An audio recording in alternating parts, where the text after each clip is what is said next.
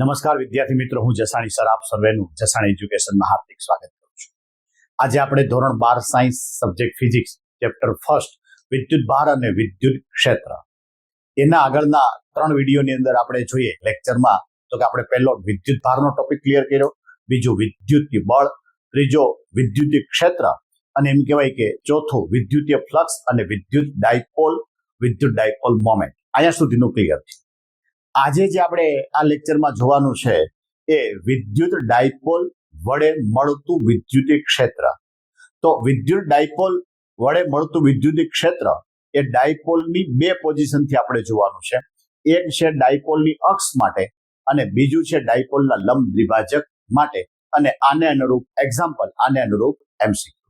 તો જોઈએ આપણો જે ક્વેશ્ચન છે એ ક્વેશ્ચન આવો આવશે કે વિદ્યુત ડાયપોલની અક્ષ પરના કોઈ બિંદુએ ઉદ્ભવતા વિદ્યુત ક્ષેત્રનું સૂત્ર મેળવો.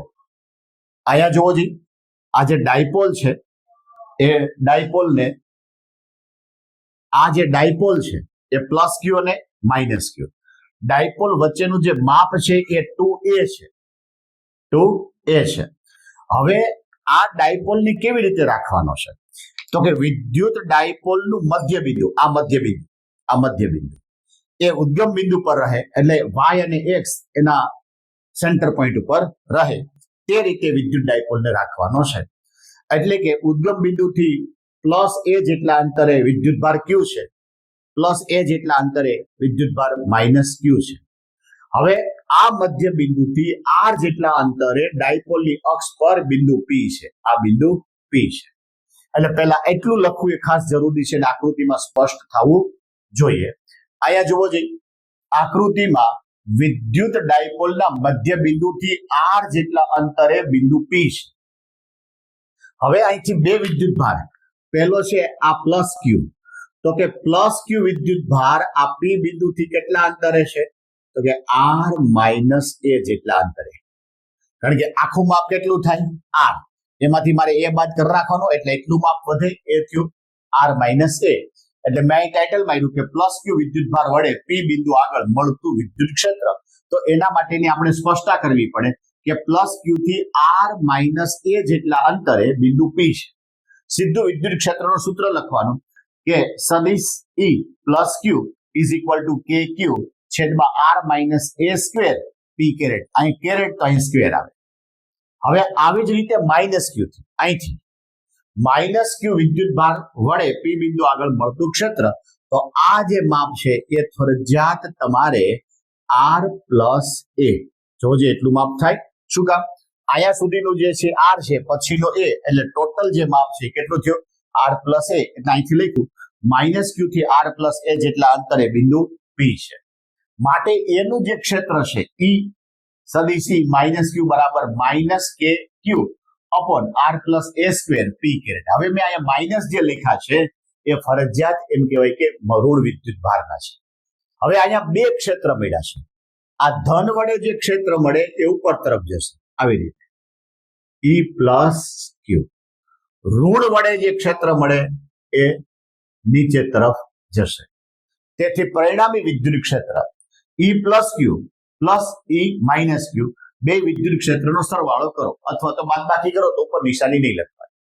હવે અહીંયા k q r minus a square p caret minus k q r plus a whole square p caret.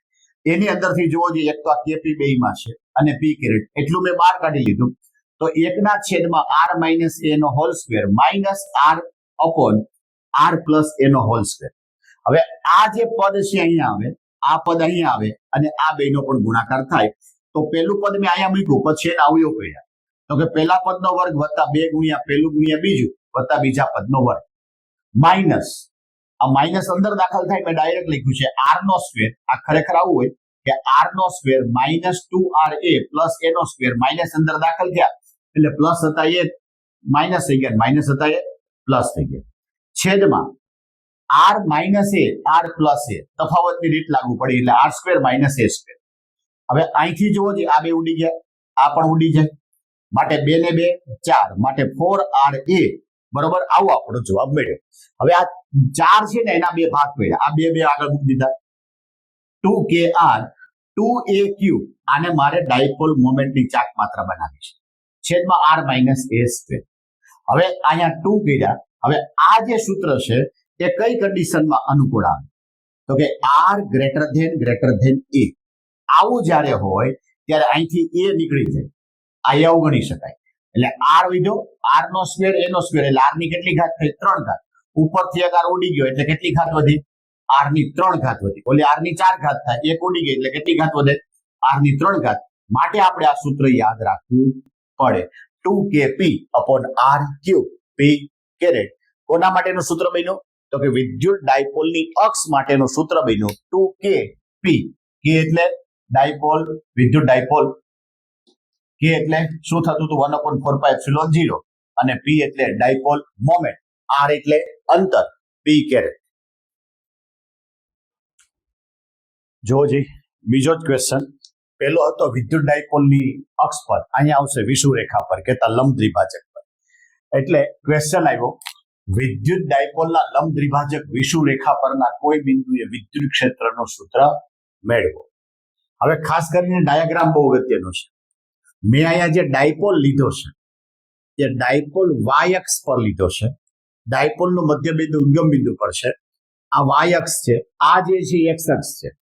તો આ ડાયપોલ માટે આ શું બન્યું લંબ દ્વિભાજક બન્યું, વિષુવરેખા બન્યું. બરાબર છે. હવે આ ડાયપોલના મધ્ય બિંદુથી r જેટલા અંતરે બિંદુ p છે. મેં લખ્યું વિદ્યુત ડાયપોલના મધ્ય બિંદુથી r જેટલા અંતરે વિષુવરેખા પર બિંદુ p રહેલું છે. હવે પ્લસ q થી અને માઇનસ q થી બેયનું જે અંતર છે આ અંતર જોવો જોઈએ એ થાય, આ કેટલું r છે. એટલે આ માપ જો આપણે જોતું હોય તો એ બને r² પ્લસ a² 1/2 એટલે વર્ગમૂળ થયો. 1/2 એટલે વર્ગમૂળ. હવે આ નીચેનું માપ પણ એ જ આવે એટલે બે મેં કેવું કરી દીધું સમાન કરી દીધું છે. હવે ખાસ જોવાનું છે પહેલા આ બેના મૂલ્ય લખીને પ્લસ q વિદ્યુત ભારને લીધે p બિંદુ પાસે મળતું વિદ્યુત ક્ષેત્રનું મૂલ્ય E પ્લસ q બરાબર kq છેદમાં r² પ્લસ a² એનો 1/2 એનો આખો વર્ગ. એટલે આ જે ભાગ છે ને એ તમારો r થયો, એનો વર્ગ થયો. હવે અહીંયા જોવો આ બે ઉડી જાય તો શું વધ્યું r² પ્લસ a² વધ્યું. એવી જ રીતે છેદમાં માઇનસ q વિદ્યુત ભારને લીધે મળતી કિંમત અથવા તો વિદ્યુત ક્ષેત્ર એમાં પણ આવી જ રીતે બે ઉડી જશે એટલે માઇનસ kq છેદમાં r² પ્લસ a². હવે અહીંયા ખાસ જોવાનું છે આ પ્લસ q વિદ્યુત ભારને લીધે જે ક્ષેત્ર મળે એ આ દિશામાં આગળ વધે. તો અહીંયા જો પાછું ઉદ્ગમ બિંદુની કલ્પના કરું તો અહીંયા ખૂણો થીટા તો આ ખૂણો થીટા. તો આ E પ્લસ જે છે E પ્લસ નો આ બાજુનો ભાગ E પ્લસ કોસ થીટા, આ બાજુનો ભાગ E પ્લસ સાઇન થીટા. એવી જ રીતે માઇનસ q છે તો એ પોતાના તરફ ખેંચે તો આ ખૂણો થીટા તો આ ખૂણો થીટા કારણ કે યુગ્મ કોણની જોડ બને, બરાબર z બને. તો આ જે ભાગ છે એ E માઇનસ કોસ થીટા, આ બાજુનો ભાગ E માઇનસ સાઇન થીટા. હવે આ બેયના મૂલ્ય સમાન અને દિશા વિરુદ્ધ છે જેના કારણે અસર નાબૂદ થાય. આ બે છે એ હંમેશા સમાન દિશામાં છે એનો ઉલ્લેખ આપણે અહીં કર્યો કે બિંદુ P પાસે E plus q E minus q ના સાઇન ઘટકોના મૂલ્ય સમાન અને દિશા વિરુદ્ધ હોવાથી તેમની અસર કેવી થઈ જાય નાબૂદ થઈ જાય કે તો 0 થઈ જાય. પરંતુ કોસ ઘટકો સમાન દિશામાં હોવાથી એનો શું થાય સરવાળો. હવે ખાસ એ જોવાનું છે કે અહીંયા E plus cos theta E minus cos theta પહેલા તો આ બે સમાન છે એટલે આ બેનો સરવાળો કર્યો મેં. અહીંયા E plus cos theta E minus cos theta માટે લખ્યું 2 E પ્લસ કોસ થીટા. હવે અહીંયા જે આ માઇનસ છે એ માઇનસ પરિણામી દિશા કઈ બાજુ જાય નીચે તરફ જાય છે કે તો પરિણામી દિશા અધો દિશામાં છે માટે માઇનસ મૂક્યું છે. આ 2 kq આ E પ્લસ ની કિંમત kq upon r plus a² r² plus a². હવે અહીંયા રહ્યું આ કોસ થીટા તો ખરેખર કોસ થીટાની કિંમત શું આવે તો કે કોસ થીટા બરાબર અહીંયા જોવો જોઈએ આ કોસ થીટા આ થીટા કોસ થીટા એટલે પાસેની બાજુ છેદમાં કર્ણ, પાસેની બાજુ છેદમાં કર્ણ. તો અહીંયા મેં લખ્યું a એટલે પાસેની બાજુ કર્ણ એટલે r² પ્લસ a² વર્ગમૂળ અથવા તો 1/2 p કેરેટ.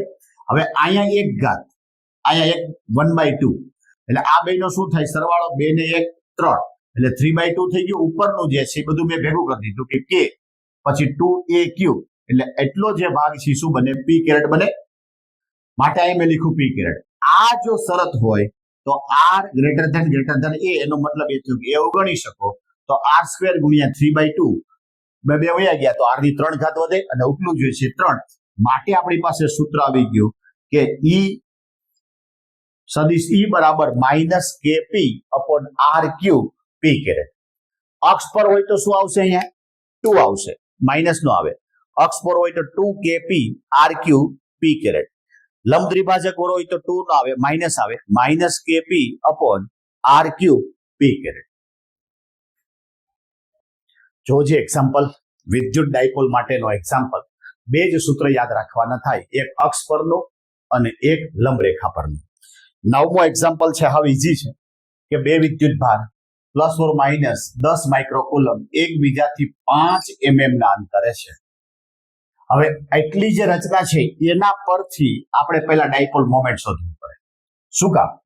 કે પહેલો જે વિભાગ મારે શોધવાનો કે વિદ્યુત ડાયપોલના મધ્ય બિંદુથી ડાયપોલની અક્ષ પર 15 સેન્ટીમીટર, આ અક્ષ અને 15 સેન્ટીમીટર અંતરે પી બિંદુ આવેલું છે, તો વિદ્યુત ક્ષેત્ર મારે મેળવવાનું છે. હવે એ શોધવું હોય તો પહેલા મારે મોમેન્ટ જોઈએ, એટલે +q = -q 10 માઇક્રોકુલમ એટલે 10 × 10⁻6 ઘાત. હવે આને આવું રીતે આમ પણ લખી શકાય કે 10⁻5 ઘાત, આવું પણ લખી શકાય કારણ કે એક ઘાત હોય. 2a એટલે બે વિદ્યુત ભાર વચ્ચેનું અંતર 5 mm એટલે 5 × 10⁻3 ઘાત મીટર. માટે વિદ્યુત ડાયપોલ મોમેન્ટ P બરાબર 2aq માટે 5 × 10⁻3 10⁻5 અથવા તો 10 × 10⁻6, જેને કારણે 5 × 10⁻8 ઘાત કુલમ મીટર. આ ફરજિયાત આ શોધવું પડે. હવે પહેલો જે વિભાગ છે અહીંયા સ્પષ્ટ લખવાનું કે વિદ્યુત ડાયપોલની અક્ષ પર આર કેટલો આપ્યો છે? 15 સેન્ટીમીટર એટલે 15 × 10⁻2 ઘાત. સૂત્ર શું બનશે? યાદ રાખવું પડે. 2kp આર ક્યુબ, કે કેટલો હોય? 9 × 10⁹ ઘાત એટલે 2 × 9 × 10⁹ ઘાત ગુણ્યા 5 × 10⁻8 ઘાત બ્રેક છેદમાં 15 × 10⁻2 ઘાત નો હોલ સ્ક્વેર. બધું કેલ્ક્યુલેશન કરો એટલે મને આન્સર મળ્યો 2.67 × 10⁵ ઘાત ન્યૂટન પર કુલમ. બરાબર. બીજું જે છે ડાયપોલના મધ્ય બિંદુથી લંબ રેખા અથવા તો વિષુવ રેખા અથવા તો લંબ દ્વિભાજક, એનો ત્યાંથી પણ અંતર કેટલું છે? 15 સેન્ટીમીટર જ છે. બિંદુ અહીંયા P કે Q જે તે લ્યો ટેક્સ્ટબુક ની અંદર Q છે, તો એના પર મારે ક્ષેત્ર મેળવવાનું, તો પણ એમાં R કેટલું છે? 15 centimetre. -kp upon R cube. અહીંયા જે માઇનસ છે એ અધો દિશા બતાવે, એટલે અહીંયા માઇનસ ન લખો તો ચાલે, અહીંયા માઇનસ લખી નાખો, એનો મતલબ એ થયો કે અધો દિશા બતાવે. 9 × 10⁹ ઘાત ગુણ્યા 5 × 10⁻8 ઘાત 15 × 10⁻2 નો હોલ સ્ક્વેર. માટે આપણને આન્સર મળે 1.33 × 10⁵ ઘાત ન્યૂટન પર કુલમ. વિદ્યુત ડાયપોલ મોમેન્ટ અને વિદ્યુત ડાયપોલ માટે ક્ષેત્ર બે રીતે મળે, એક ડાયપોલની અક્ષ પર અને એક ડાયપોલના લંબ દ્વિભાજક પર. એ થિયરી આપણે સારી રીતે સમજ્યા અને એના પરનો આજે એક એક્ઝામ્પલ છે એ પણ આપણે સારી રીતે સમજ્યા. આ સૂત્રનો ઉપયોગ કરીને પણ ઘણા બધા MCQ સોલ્વ કરી શકાય. એકદમ ઈઝી છે, સૂત્ર યાદ રહેવું પડે કે અક્ષ પર હોય તો 2 આવે, લંબ દ્વિભાજક હોય તો 2 ન આવે, બસ એટલો જ ખાલી ફરક છે. માટે એમ કહેવાય કે આ જે વિડીયો છે એ વધારે વિદ્યાર્થીને ફાયદાકારક થાય તે માટે અમારી જે ચેનલ છે ચસાણ એજ્યુકેશન ચેનલને લાઈક, શેર અને સબસ્ક્રાઇબ કરવાનું ભૂલતા નહીં.